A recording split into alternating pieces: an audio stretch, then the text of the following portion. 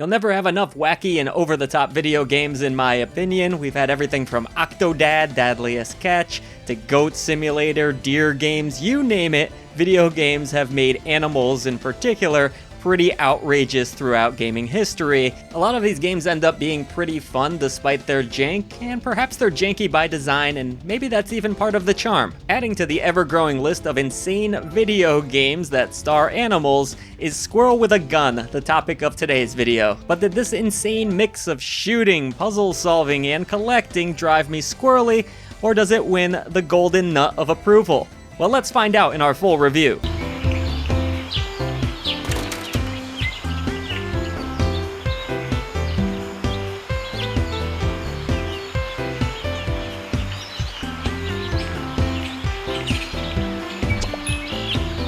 Real quick, you know what drives the echo chamber, Nutty? It's when you like videos like this and you subscribe to the channel, showing that you love indie games, the games they won't talk about. Also, consider heading over to patreon.com/idreamofindiegames to net yourself amazing perks like Discord access and even early shows. Your new indie gaming community can't wait to meet you. Squirrel with a Gun is probably the craziest game I've ever played, and that's saying something considering I've been playing video games the majority of my life, starting at age 6. At first, based off of the intro, you might think you're getting into a fairly linear 3D action puzzle game of sorts, but it soon reveals itself to be an open sandbox that is an absolute delight to play in as you collect various golden nuts. Go ahead, make your nuts jokes. This is your main objective in Squirrel with a Gun. You are the baddest squirrel on the planet, and the FBI wants you dead. That's pretty much all there is to the story, and that's all it needs to be. You are on a quest to collect as many golden nuts as possible and unlock more and more content in the game.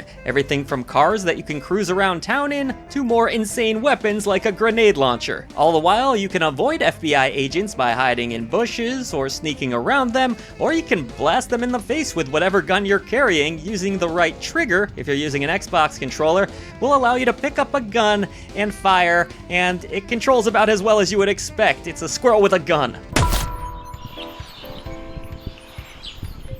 Honestly, in complete fairness, the shooting mechanics are pretty solid in this game. It's best to aim for agents' heads, and this will often weaken them if you pull off a headshot. You can then run up to them and pull off some sort of squirrel fatality. Unfortunately, depending on which gun you're holding, you kind of get repetitive animation here over and over again, but still, it's definitely delightful, at least the first 5 times you see it. Your squirrel will flip around and pop bullets into the head and body of the FBI agents over and over again, twirling them into a mess of Gumby. In total, there are 12 different takedowns that can be utilized, and overall, I really had a blast with the combat engine in this one, despite the fact that the FBI agents really aren't all that bright.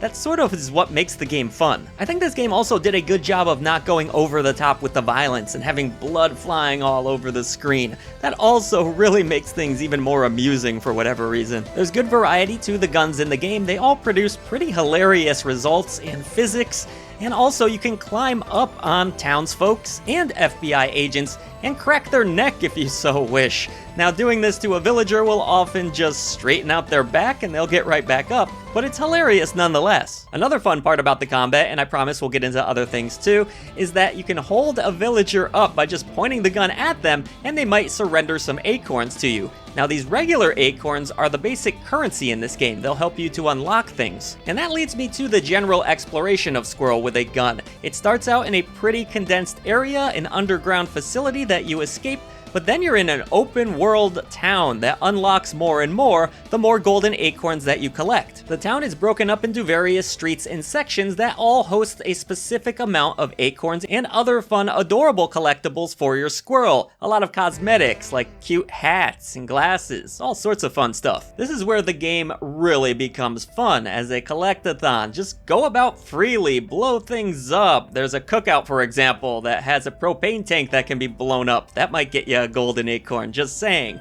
Someone might have a crack in their neck that you can repair. There's all sorts of funny tasks to take on, but it's really just fun running around the open world too. A lot of the fun comes from the fact that the controls feel pretty smooth. A lot of your platforming relies on you holding a gun and then shooting downward to boost your squirrel higher. This can help you to reach roofs and other areas, or you might bounce off of an umbrella to reach another high area. In the end, the more golden acorns that you have, the more fun gadgets that you get, including shooting the car, which I think I mentioned earlier, but either way, the car can eventually be summoned, and that makes traveling around town a lot easier, and it's a whole lot of fun to hit ramps, trust me. One thing to note is that when you climb up poles in this game, you do have to drop your gun, so you can't carry it and scurry up poles. That is something that adds a little bit of strategy and might make you second think jumping into a dangerous area. All told, the game features around 10 hours of content. There's plenty of secret areas to unlock, the more golden acorns that you acquire, and even some clever puzzles to solve that were all pretty entertaining. Another thing that I probably should have mentioned with the combat, thinking about it now, but sorry, I'm going off the script here, is that your squirrel can slow down time for a limited amount of time and aim shots more carefully that way.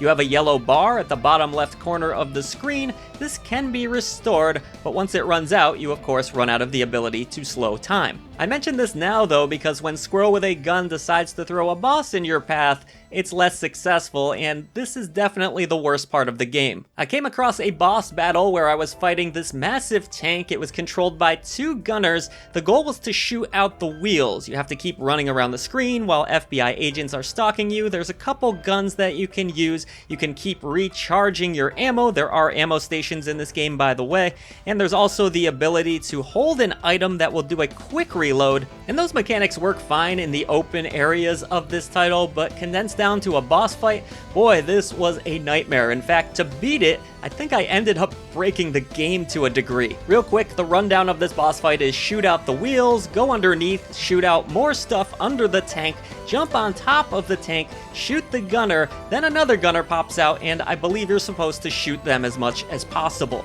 Unfortunately, the main gunner went down and never got back up, and I was left in this situation where the second gunner would never pop up again despite shooting out the wheels repeatedly. This meant the only way for me to get through this boss fight was to jump on top of the tank again after shooting out the wheels, and then try to glitch my way down inside with the gunner and blast away that way before he lets off a supercharge.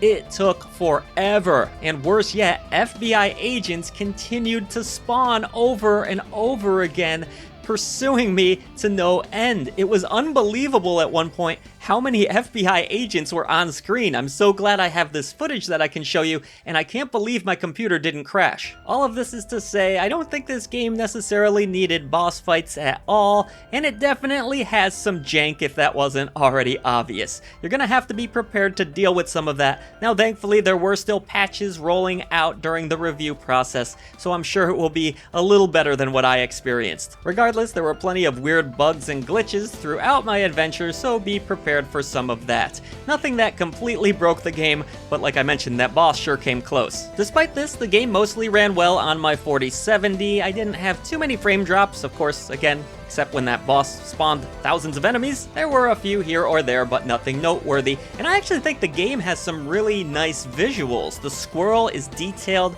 great character models, even the FBI agents, they're pretty funny, and I think the whole town looks pretty amazing if you have the right rig and you can max this one out. The soundtrack is pretty over the top too. There are even some vocal tracks in here, some rock tunes. I don't know if I loved all of those, but overall, pretty good sound design in the game. So in the end, Squirrel with a Gun is a janky experience, but by gosh is it a fun one. It is a game that's easy enough for anyone to pick up and play. The shooting mechanics actually work well enough. The platforming is halfway decent, and I like the fact that you have to shoot your gun at times to platform along further, and I just think the game is really entertaining. It's definitely more of a collect-a-thon than I was expecting, and I like that about it because I'm a fan of that genre. So if you don't like collecting things in games, well, this one might not be for you so much. But if you want something a little bit different and out of left field, well then look no further than Squirrel with a Gun. Here at I Dream of Indie Games, we believe games are so much more than a number, therefore we use our 3 genie lamp tier system, with bronze being a good game, silver being a great game, and easy enough to understand, the golden genie lamp of approval is essential for your indie gaming library. We also have the Indie Krampus for those games that act up, but we try not to talk about him too much, okay? When it comes to Squirrel with a Gun, I'm going to award this one the silver genie lamp of approval. It has too much jank to really call it essential, but it's certainly a great release that will have you laughing along whether you play it alone, on stream, or with friends. That plays a lot better than you were probably expecting it to.